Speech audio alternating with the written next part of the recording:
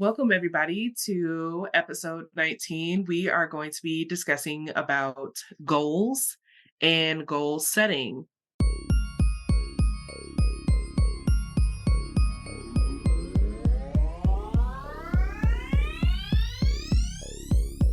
The material and information presented here is provided by lived experience youth and for general information purposes only. The views, thoughts, and opinions expressed are of the guests of our podcast own and do not represent the views, thoughts, and opinions of Youth Move. So, with goals, I'll go with like fact one. Goals have always changed our brains. And so, studies have shown that when we train our minds to think about what we want in life and work towards achieving it, our impressionable brain actually begins to rewire itself in order to attain and achieve the image you have set forth. What are we thinking about with this factual statement or this statement in general? Personally, I don't think we have to train our brain. I feel like we just have to think of what we're working towards and view the steps of how it's going to get there and then achieve it. I feel like our brain is already set up where it doesn't need to be trained because so if we had a goal, I want to go to Hawaii someday, any day, you just set a timeline, your budget, and then plans on how you're gonna get there, like flying or taking a boat, and then you get there as long as all the required steps were taken. When I think about setting goals, I think more about how I'm going to achieve those goals rather than the goal itself. So I'd like to bring up an example. During my senior year, or really it was my fifth year of college, during my final year of college, I had to work on an honors thesis. And basically, the goal is to get it finished. Now, I personally wanted to do a good job on the thesis itself, but the goal was to get it finished. But I think what was really important for me in completing the thesis was thinking in terms of output rather than in terms of deadlines. That's what I mean by when I'm trying to achieve something, I think in terms of how I'm going to get there rather than, oh, this, I'm thinking too much about the end goal itself. And by thinking in terms of output, and what I mean by that is I took a few hours per day to just accomplish as much as I could, as well as I could, rather than, oh, I have to get this part of the thesis done by December 1st or whatever it is. But that was me personally. It's a sincere recommendation of mine for those that are trying to work towards goals to try to think in terms of output because it's what helped me become more productive and it helped me achieve my goal, most importantly. And so that it's just something that I suggest for those that might be in a similar situation or just working to achieve goals in general. Also, with like goals and kind of just going off of what you've been saying, goals don't have to be like this massive thing that you have to do, you know? And the thing is that you don't have to completely make yourself feel bad if you do not achieve certain goals, in a certain amount of time, which is why I feel like for me personally, I feel like we should get rid of like the smart goal kind of thing because when it comes to smart goals, it has to be done at a certain time, but like a lot of things is not everything is done in a timely manner, and I feel like life should be determined by you and your clock versus trying to determine it by you're like, oh, I'm gonna lose 20 pounds in like 3 weeks, and then when you don't hit that goal, you feel bad about yourself. So I feel like if we get rid of like that time aspect when it comes to goals, I feel like people will themselves feel better and kind of view the world differently when it comes to different types of goals for themselves. Yeah, for the most part, I definitely agree with you. I do want to make it clear that there are definitely professions out there where it is important to be timely. Think in the medical field, it's very important that you're able to make things timely, have medical supplies shipped on time because lives are at stake. So you can't eliminate the timely aspect everywhere, but I do definitely think that we would be a lot more productive human beings if we weren't so pressed for time or trying to speed ourselves up so much. I think we're a lot better when we slow things down in our brains and have time to think. That's how I personally am. I tend to be a much more productive person when I have time to think about what I want to do, when I have time to be productive rather than feeling rushed by others or even by myself. So we were getting into like, how which you are very right, there are things that have to be done in a timely manner, but like with the personal aspect, that's probably where everybody should like avoid all that time consuming kind of thought process. But with goals changing the way we view the world, people have consistent goal setting practices and view the world in a more positive light and kind of view the challenges or failures are just temporary setbacks rather than personal shortcomings or character flaws, which I think that is very perfect. Well, I wouldn't say perfect, but very good for society because nothing is ever perfect. And dealing with personal shortcomings, that's just you developing yourself a little better, you know? Yes, and I can definitely relate to, you know, the failure to or challenges, viewing those as temporary setbacks. Because when I was working on my thesis, for example, I originally had one thesis idea. And then after working on the project for a little bit, I realized I wasn't as interested in that thesis subject. So I changed to a different subject, and then even when I was working on that second thesis, which was the one I actually completed, I had to make quite a few iterations to the thesis itself. And so I knew that this was going to happen. I knew that my original idea was not probably not what the thesis was going to look like in the end. It's why it was important for me to build in a lot of time to think about what I wanted to do. And that not only allowed me to complete the thesis on time, but it allowed me to complete a good thesis, at least what I thought was a good thesis. But also, I enjoyed working on it as well. And so, why do I mention that? The reason why is because just because you hit a roadblock, that doesn't mean that, you know, it was your fault or you are a failure.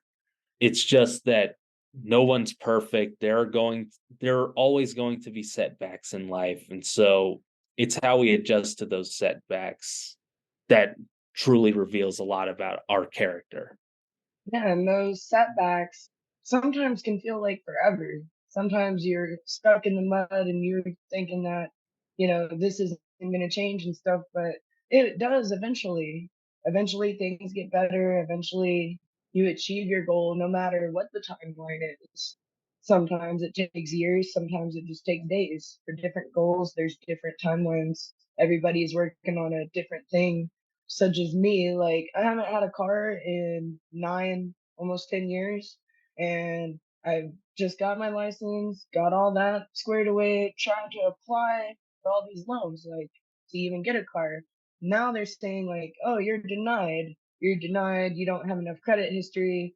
I'm like, okay, so that made me actually set another goal to have credit history.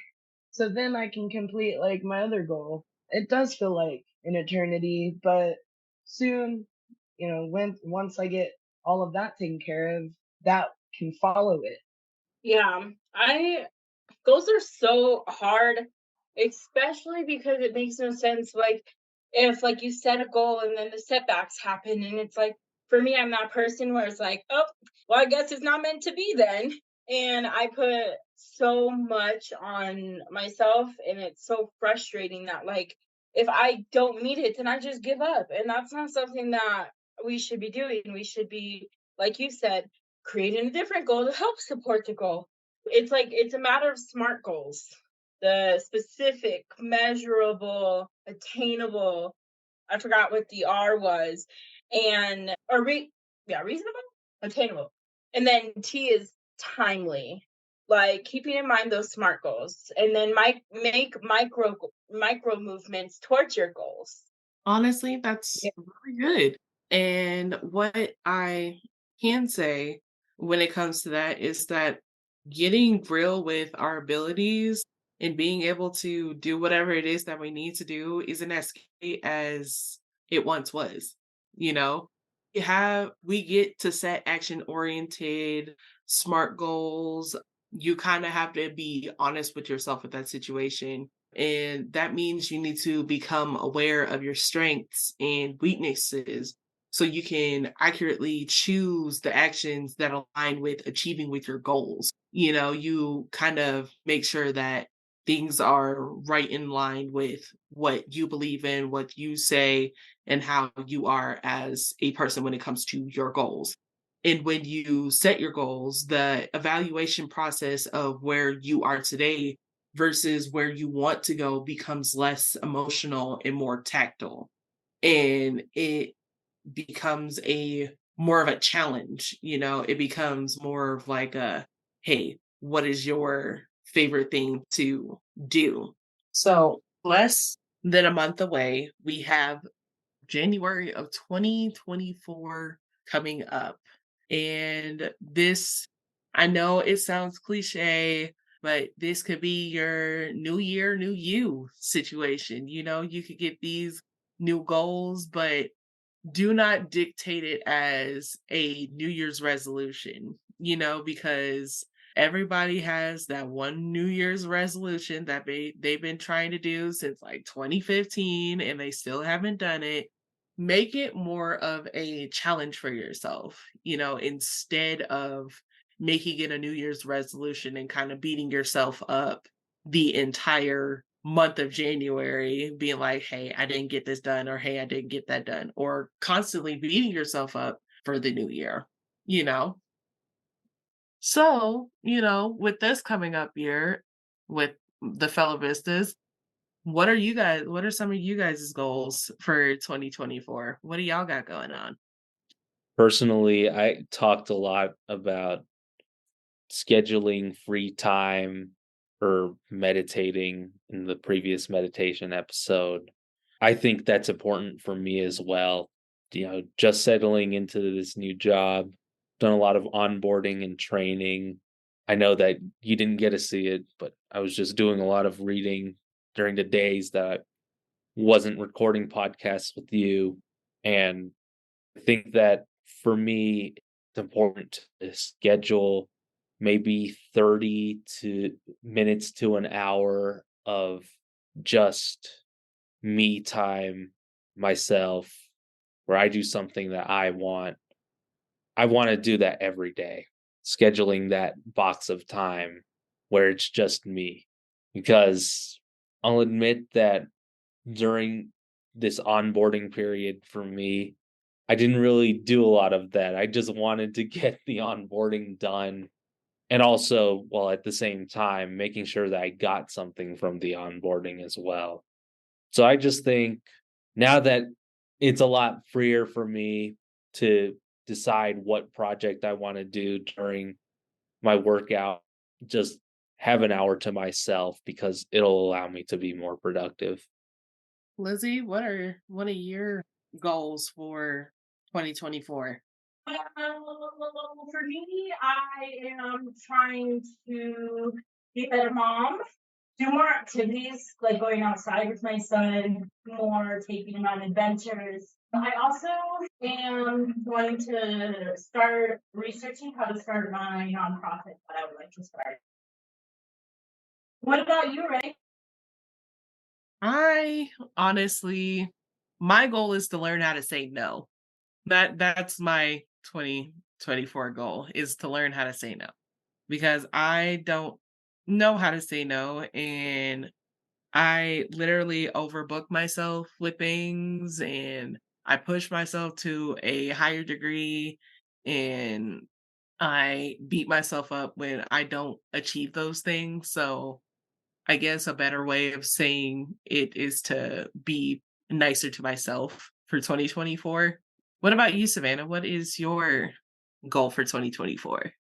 Mine is actually kind of similar to that.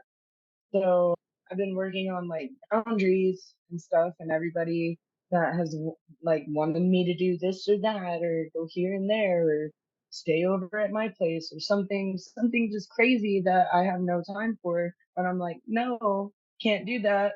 And then they get mad at me. It's like trying to balance everything back and forth between them not accepting the word no and then me having to describe like basically the word no into a reason. It's like I kind of want to work on, I guess, communicating clearer, even though I don't know how.